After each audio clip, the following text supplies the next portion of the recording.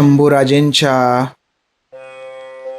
बुधभूषणचं सर्वांना समजणाऱ्या मराठी भाषेत भाषांतर करून सर्वांना समजेल असं सांगणाऱ्या शंभूवर्मनकृत बुधभूषणच्या भाग क्रमांक 103 मध्ये डॉक्टर दिनेश आपल्या सर्वांचं मनपूर्वक स्वागत करतो। आजचा विषय आहे तो म्हणजे युधी म्हणजेच चमेली।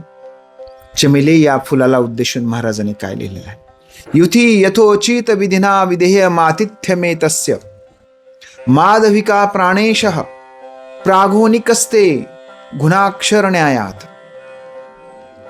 हे युथी, हे चमेली जाई जुई, तू काय कर, अतिशय यथोचितपणे अगदी रीती रिवाजांना अगदी काळजीपूर्वक काय कर, तू आदर त्यांचं स्वागत कर। कारण हे जे फूल आहे हे काय आहे? माधविका प्राणेश आहे, म्हणजे सर्व फुलांचा प्राणपती आहे, सुगंधानं भरलेला आहे, सुवासिक फुलांचा प्राणपती आहे, सुवासिक फुलांचा राजा आहे।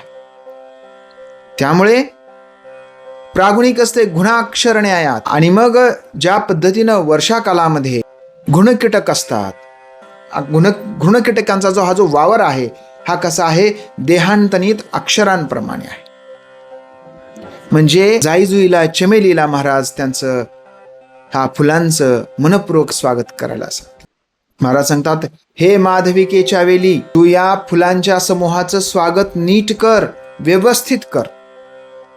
जाईप्रमाणे घृणकिड्यांच्या आकारांची अक्षर तयार होत आहेत।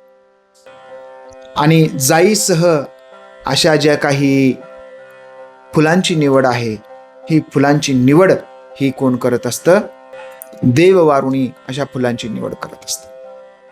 थोडासा क्लिष्ट आणि समजायला अवघड आहे, पण त्याचा मथितार्थ असा आहे की बाबा रे, जेव्हा निवड होत असते तुमची कुठेतरी, तेव्हा तुम्ही संपूर्ण एटिकेट्स, रीत रिवाज, परंपरांचं व्यवस्थित पालन केलं पाहिजे। कारण तिथंच आपल्या आयुष्याला काय मिळू शकते? वेगळी दिशा मिळू शकते।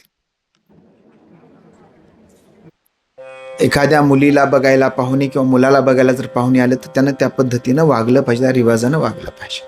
अन्यथा घडून आलेला योग काय होणार? सगळा फिसकटणार। तर रिवाजानं, परंपरेनं वागावं असं सांगणारा आणि चमेलीच्या फुलांचं महत्व सांगणाऱ्या या श्लोकासोबत या ठिकाणी थांबूया। भेटूया पुढच्या श्लोकामध्ये। तोपर्यंत जय शहाजी, जय जिजाऊ, जय शिवराय, जय शंभूराज।